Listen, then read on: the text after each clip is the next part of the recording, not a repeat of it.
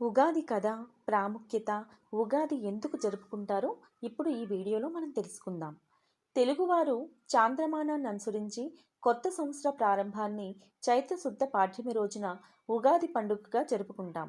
ఉగాది రోజున బ్రహ్మదేవుడు సృష్టిని ప్రారంభించారని మన పూర్వీకుల నమ్మకం. మన గ్రంథాలలో వివరించిన దాని ప్రకారం మనకు ఒక సంవత్సరం గడిస్తే అది బ్రహ్మదేవుడికి ఒక రోజు. అలా ప్రతి ఉగాదితో బ్రహ్మదేవుడికి ఒక రోజు ప్రారంభమవుతుంది. ఉగాదికి అసలు రూపం యుగ మరియు ఆది అని అర్థం. ఈ విషయం గురించి పురాణాలలో ఉన్న ఉగాది కథ గురించి ఇప్పుడు తెలుసుకుందాం. సోమకాసురుడనే రాక్షసుడు బ్రహ్మదేవుని దగ్గర నుండి వేదాలను దొంగలించి ఒక పెట్టెలో భద్రపరిచి సముద్ర గర్భంలో దాచేస్తాడంట.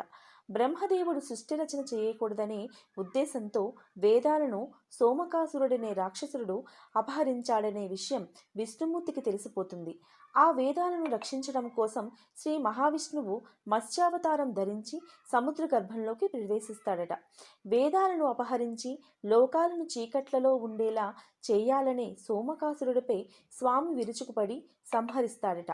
సముద్ర గర్భంలో ఆయన దాచిన వేదాలను తీసుకొచ్చి బ్రహ్మదేవుడుకు అప్పగిస్తాడట విష్ణుదేవుడు. చైత్ర శుద్ధ పాడ్యమి రోజున బ్రహ్మదేవుడు సృష్టిని ప్రారంభించాడు గనుక అది యుగానికి మొదలు కావడంతో ఆ రోజును ఉగాదిగా జరుపుకుంటున్నాం. ప్రతి ఉగాదికి ఒక పేరు ఉంటుంది. ఈ ఉగాది పేరు విశ్వావసు నామ సంవత్సరం. మనకు 60 ఉగాది పేర్లు ఉన్నాయి. అవి ప్రతి 60 సంవత్సరాలకు ఒకసారి మరలా వస్తాయి. జ్యోతిష్య శాస్త్రం ప్రకారం సూర్యుడి తర్వాత కీలకమైన గ్రహాలు శని మరియు గురుడు. ఈ 2 గ్రహాలు ఉన్న చోట నుండి బయలుదేరి మరలా అదే ప్రదేశానికి తిరిగి రావడానికి 60 సంవత్సరాలు పడుతుంది. అందువలన ప్రతి 60 సంవత్సరాలకి ఒకే ఉగాది పేరు మరలా వస్తుంది.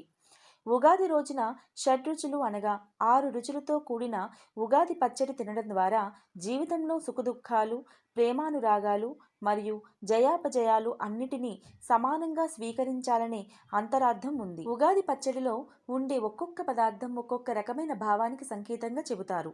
ఇందులో తీపి కోసం కలిపే బెల్లం ఆనందానికి ప్రతీక అయితే, ఉప్పు జీవితంలో ఉత్సాహానికి, రుచికి ప్రతీక.